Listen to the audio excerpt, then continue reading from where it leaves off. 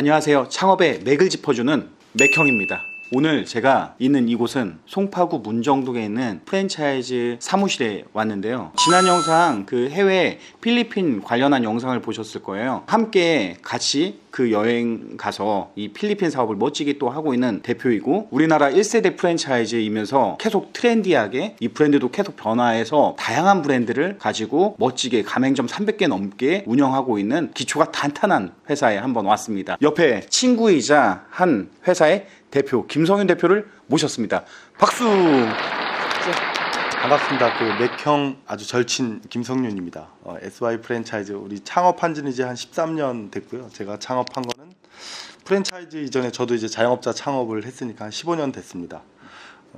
지난 2019년도에 이제 해외 사업을 준비했고, 19년도에 박람회를 시작으로 나가면서 많은 상담자를 만났고, 그래서 작년도에만 이제 3개의 가맹점을 오픈시켰습니다.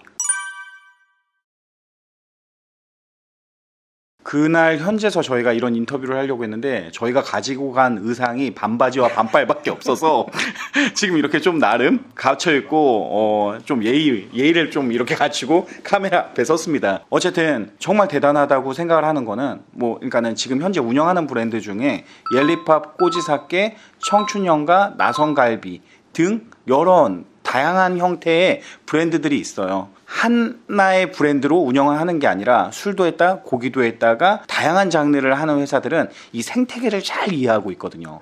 그래서 분명히 해외 사업을 하게 된 이유도 있을 거라고 생각을 하고, 성황리에 막 브랜드를 이렇게 개설해 나가는 모습을 보니까, 국내도 아니고 해외에서 하는 모습을 보니까 정말 대단하고 존경스럽다고 생각까지 하게 됐는데요. 구독자분들 통해서 이렇게 댓글도 받아보고 톡으로도 질문을 받았어요. 그래서 제가 오늘 가지고 왔거든요. 그 질문도 궁금증도 일부 여기서 해결을 해드리고 가면 참 좋을 것 같습니다.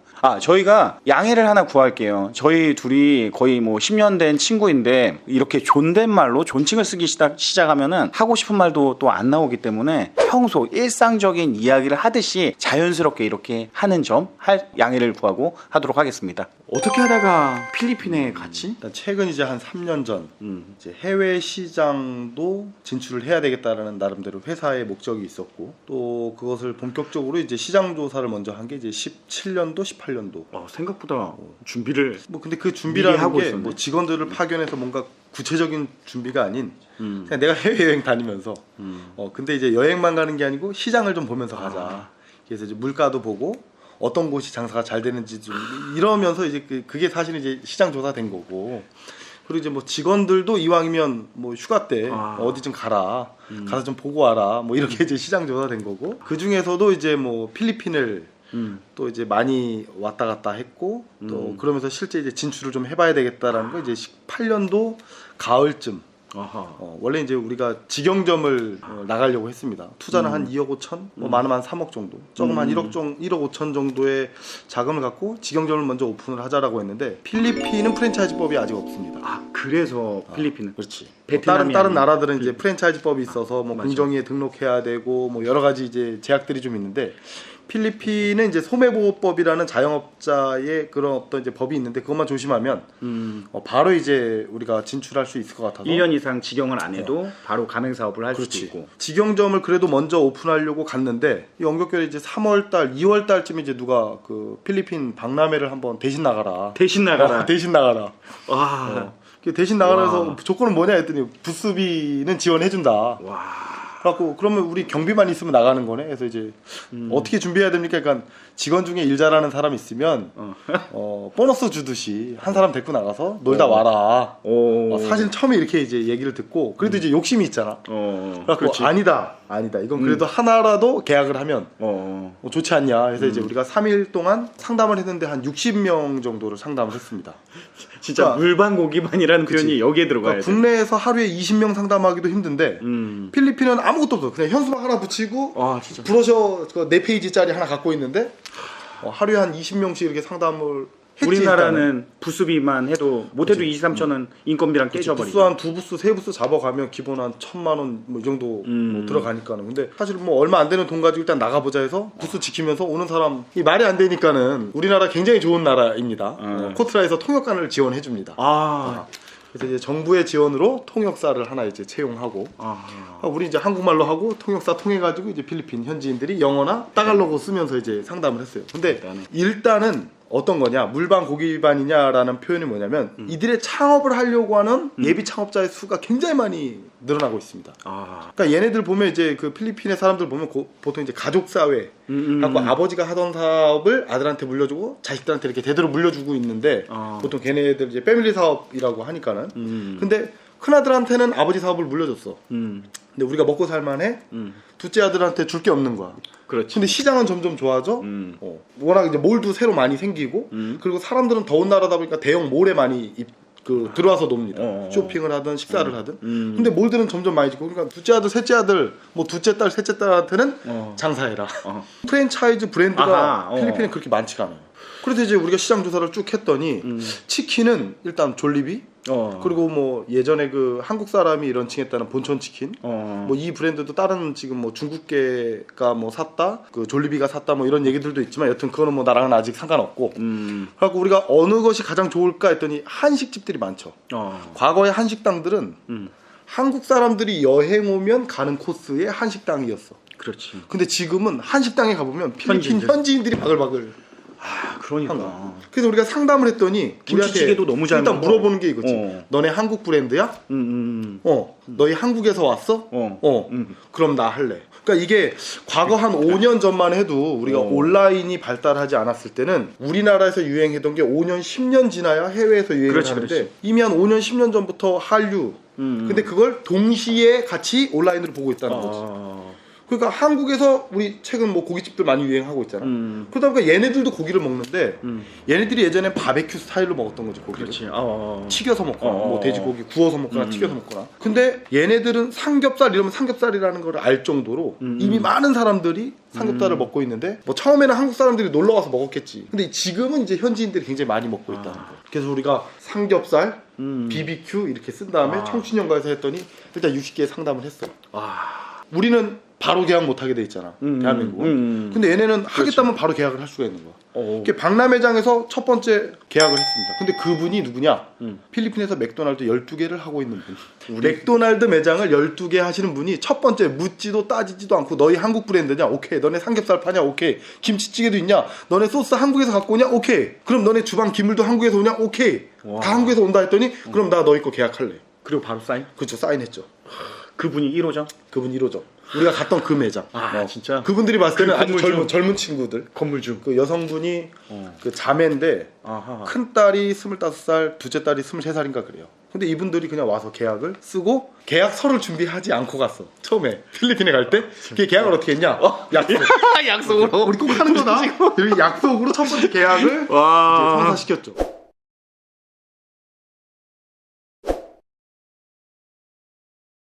사실 이제 계약이 생각보다 너무 잘 되고 60명 중에 우리 사업 설명회 할 건데 참석할래? 라고 물어봤더니 웃겨. 그들 중에 13팀이 사업 설명회에 참석하겠습니다 했던 거예요. 그러니까 60%에 60명에 13명이면 20%가 넘어가잖아요. 그러니까 상담자의 20%가 사업 설명회를 온다고 신청서를 받았습니다. 부랴부랴 이제 호텔 잡고 사업 설명회를 준비했죠. 그리고 다시 3주 있다가 넘어가서 사업 설명회를 했죠. 근데 첫 번째 영상이 뭐냐?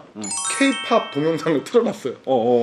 이들이 일단 K-팝 동영상을 틀어놓으니까 사업 설명회 받으러 온 자들이 마치 콘서트에 온 것 마냥 거기 한국 브랜드 또 나온 데는 없었어? 우리 단독 브랜드로. 진짜? 단독 브랜드로 사업 설명회를 했고 물론 박람회는 우리가 10개 브랜드가 나갔습니다. 10개 국내에서. 브랜드가. 10개 브랜드가 나갔고 그래서 13팀의 사업 설명회를 하는데 그 중에 7명이 그날 계약서를 쓰고 갔습니다. 계약서를 쓰고 그분들을 이제 점포 찾고 우리도 아직 프랜차이즈 준비가 안 돼 있었잖아. 시장 조사만 했고 사업 설명회만 하고 박람회만 나갔지. 식자재니 뭐 인테리어니 이런 게 이제 준비가 안 돼 있잖아. 그렇지. 그래서 이제 부랴부랴 이제 직원들을 파견하고 해외 담당 팀장을 뽑고 현지에서도 직원 한국 사람 뽑고 필리핀 사람 뽑아가지고 이제 시장 조사와 여태까지 했던 것들을 이제 같이 정리하기 시작했죠.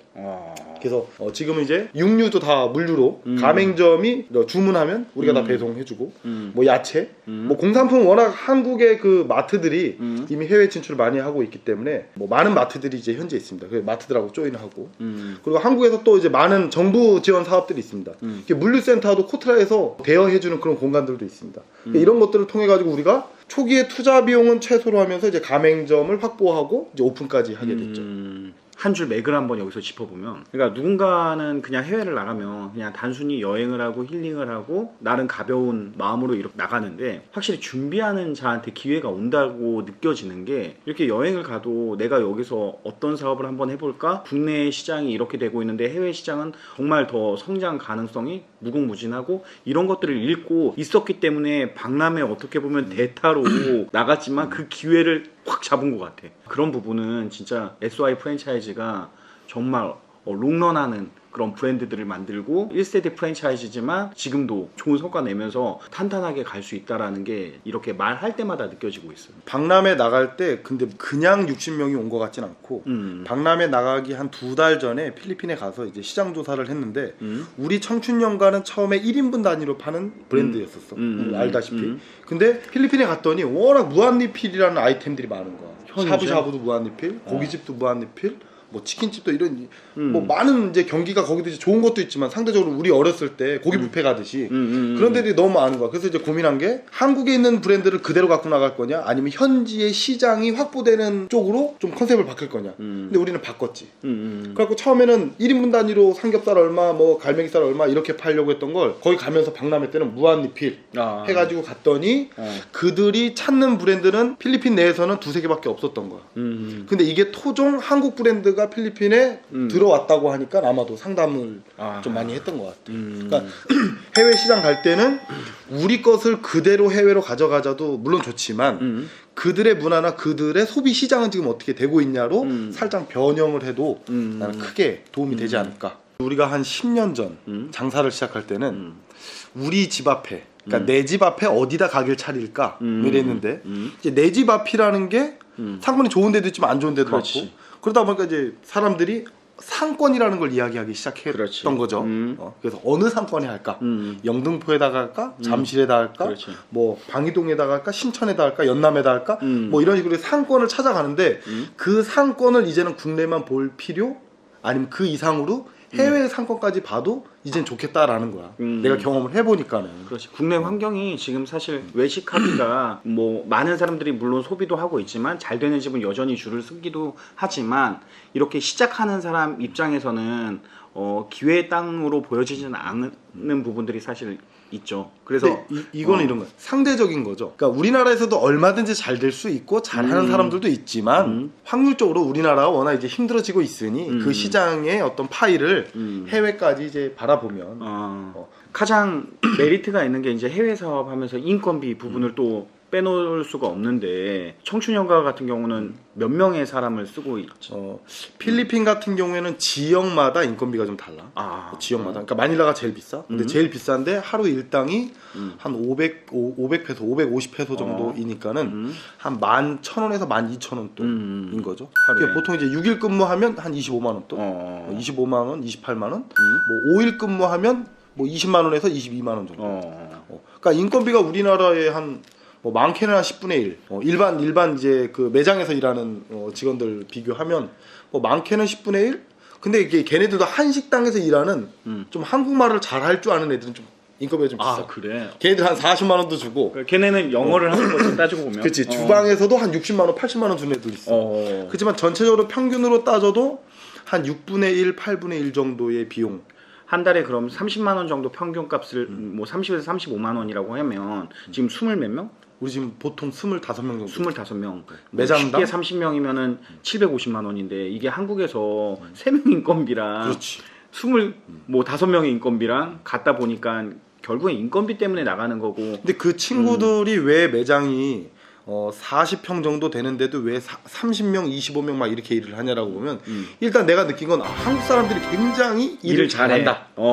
일을. 그리고 우리는 멀티야. 여러 일을 한다. 멀티플레이어. 이건 분명한 것 같아. 그리고 오늘 교육시키면 내일 지키려고 노력한다.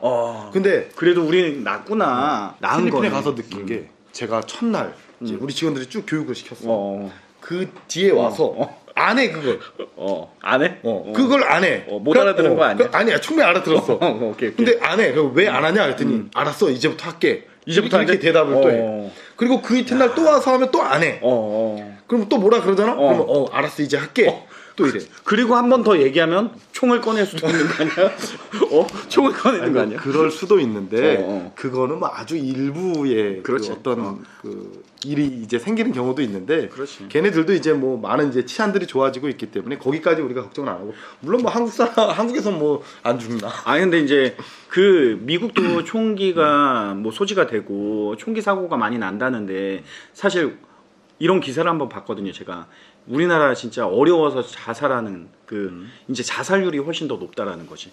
그리고 이제 거기서는 다 이해관계 때문에 사고가 나는 거지. 그냥 가만히 서 있는 사람을 이렇게 그렇지. 빵 하진 않으니까 너무 뭐 그런 거에 대해서 어쨌거나 우리나라보다는 치안이 좀 안 좋기 때문에 많이 안 좋기 때문에 그렇지. 일단 거기 가면 이제 우리 직원들한테도 이제 제가 그 조심해라.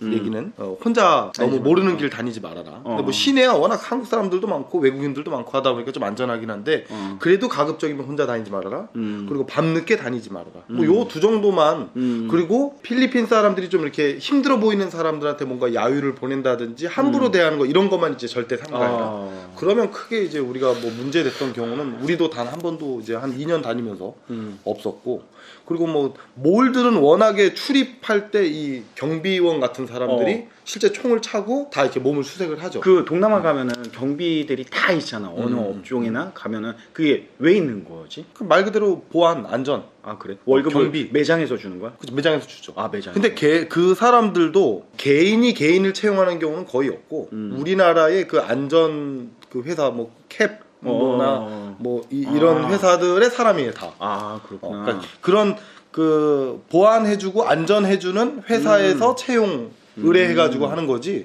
그냥 사람 뽑아가지고 유니폼 입혀놓고 총사주고 이런 건 아니에요. 총을 좀 쏠 줄 아는 친구들이네. 그치. 다 훈련받고 교육받고 보안회사. 걔들도 뭐 그런 거에 대해서 이제 교육을 아주 잘 받은 사람들인 거지. 그러면 한 가지는 잘하나? 일단은 총량, 인건비의 총량 대비로 보면 일을 아주 잘해요. 그러니까 내가 갔을 때 개인적으로 난 동남아 가서 참 서비스 뭐 너무 만족한다고 아주 잘해요. 생각하는데. 근데 이제 많은 사람을 채용하다 보니까 테이블마다 지정 어떻게 보면 웨이터가 있는 거죠. 그러니까 내 옆에만 서 있더라고 항상. 그러니까 요게 이제 좋을 수도 있고 조금 부담이 될 수도 있고. 그렇지. 뭐 이런 것들이 있는데 일단 전체적으로 총량의 비용으로 따지면 우리보다 낫다.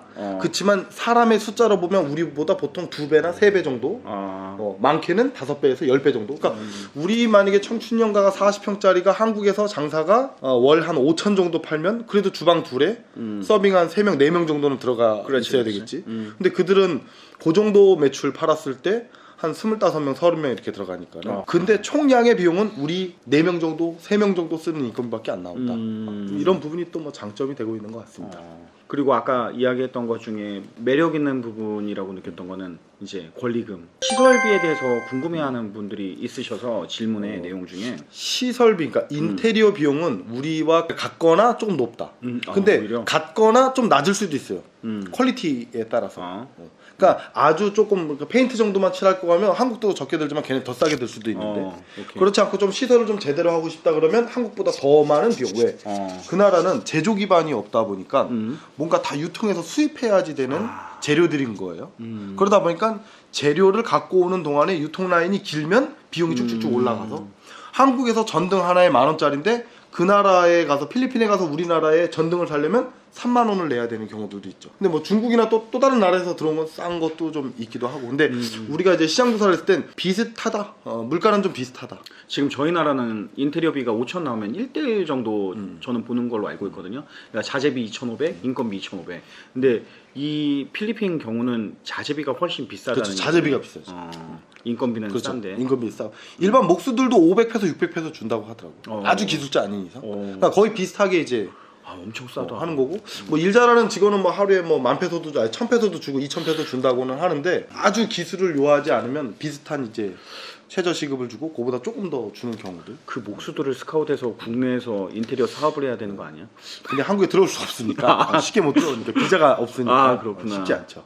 그래서 이런 비용적인 데에서 조금 이제 비슷한데 인건비가 저렴하니까 그 부분이 좀 좋은 것 같고 뭐 또 다른 건 거의 비슷한데 우리나라처럼 권리금이라는 게 거의 없어요. 권리금이 거의 없기 때문에 보증금 임대료 이렇게 내는데 보증금도 작게는 2달치, 임대료에 2달치, 많게는 보통 우리가 알아본 거는 한 6개월치 정도의 보증금 내더라고요. 그러니까 임대료가 200이다, 그러면 400이 보증금이에요. 별로 안 주네. 또 어떤 데는 임대료가 500이다, 상권이 좀 좋아? 그런데 6개월치 내도 보증금이 3,000이에요. 근데 가게는 권리금이 없어요. 그리고 이제 권리금 없이 또 들어갈 수 있는 방법이 워낙에 지금 경기가 좋아지고 있다 보니까 신축 건물들이 많아요. 새로 생기는데. 네, 신축 건물들. 그러니까 임대를 하려면 임대 제한서를 내야 돼, 건물주한테. 그러니까 막 10군데 20군데에서 들어오고 있다고 하더라고요. 그래서 일단 건물주, 거기도 건물주님이지. 어쨌거나 필리핀도 건물주님인데 함축해서 주님이라고 하지. 주님들이 이렇게 한 번씩 보고 이 아이템은 우리 건물에 들어오면 우리 건물도 살고 좋아지겠다 하면 이제 입점 허락을 하고. 그 대신 권리금은 한국처럼 이렇게 없다, 거의 없다. 물론 이제 일부의 사람들은 창업할 때 권리금 주는 경우도 있다고 관행상. 하더라고요. 관행이 아니고 이 점포를 내 점포로 갖기 위해서는 기존 자영업자한테 내가 얼마 줄 테니까 나가라, 이러면서 이제 점포를 확보하는 경우도 있다고. 그런 거는 우리나라 사람들이 잘하잖아요. 그렇죠. 그러니까 기본적인 권리금을 이해하고 있기 때문에. 그렇죠. 근데 바닥 권리라는 게 없기 때문에 창업비는 좀 내려간다.